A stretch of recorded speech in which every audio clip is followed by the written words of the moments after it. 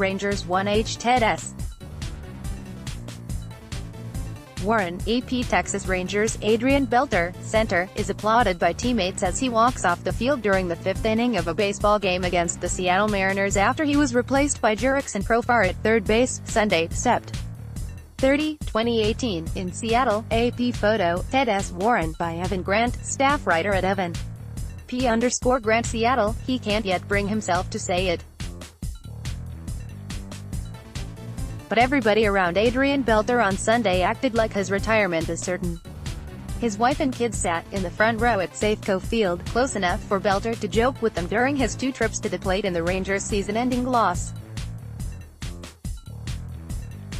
His longtime agent, Scott Boras, was not far away. His best friend in the game, Felix Hernandez, stopped talking smack long enough to call Beltre to the Seattle dugout for a hug in the second inning. As he came to bat in the fifth inning, the video screen at Safeco Field, Beltre's home park for 5 years in the middle of his career, added this message: "Thank you, Adrian." The crowd of 21,146 then gave an opposing player a standing ovation. Beltre stepped out long enough to tip his helmet. And in the bottom of the inning, when Jurickson Profar came out to third to replace Beltre, the entire team came over to offer hugs and messages. Profar was first among them, telling Beltre the proudest moment of his career was to be able to come in for him. "That got a little emotional," Beltre said. "He thanked me for everything I've done for him." You could tell he was speaking from the heart. They all spoke from the heart. It got me deep.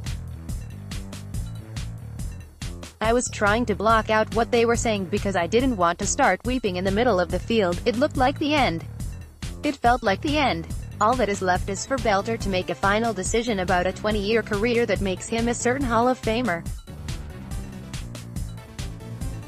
He continues to couch everything with ifs and maybes, because Beltre won't make any decisions until he is ready to.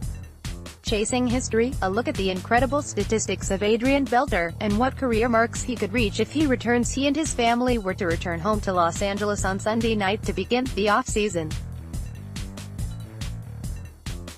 "We'll decompress for a week or 10 days, he said. "There may be a family vacation. He will then decide if all the work and all the recovery is worth the time away from his wife, Sandra, and his 3 kids as he approaches his 40th birthday. If it was the end, the last of 2,712 starts at third base, the second most at that position ever, Beltre went 1 for 2. It gave him 3,166 hits. He has the 15th most in history. The hit came despite Hernandez yelling constantly from the dugout at him, "You are too old to hit the fastball," he screamed after Beltre missed a fastball in the first at-bat. Later in the same at-bat, "If that's how you are going to swing, maybe you should go home." Then Hernandez called him over for the hug and sent a $3,000 bottle of Louis XIII cognac to the Rangers clubhouse as a tribute. Their banter knows no end, nor does the friendship. In the bottom of the fourth, he fielded a ground ball with 2 outs and runners on first and second. True to his reputation for on-field comedic brilliance, Beltre looked at the runner, Ryan Healy, who froze. Rather than step on the bag for the force, Beltre beckoned Healy to third since he had nowhere else to go.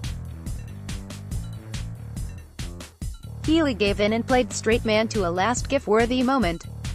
All week, Beltre said he has felt weird because he didn't know if he was doing things for the last time in his career, but he wanted to enjoy them just in case it was. "I don't know how to explain it, because I just don't know," Beltre said.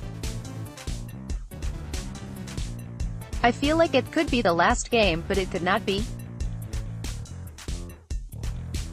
I've had mixed, weird feelings all week, but I'm at peace with whatever I decide." Beltre is a free agent.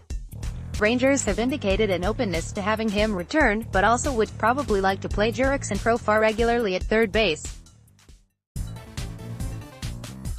Beltre has said that, if he plays, he wants it to be in Texas. It could all get complicated. And the one thing Beltre doesn't want to do is have his career end with somebody asking him to leave rather than knowing, himself, when is the right time. "I love the game and I appreciate everything about it, but I want to go on my own terms, too," he said. I never wanted to feel bad about being pushed out of the game and think about that last year instead of enjoying the other 20 that I played being wanted. Nobody is pushing him. It is Beltre's decision. But if he decides to go, everybody wanted to make sure that he got the proper send-off.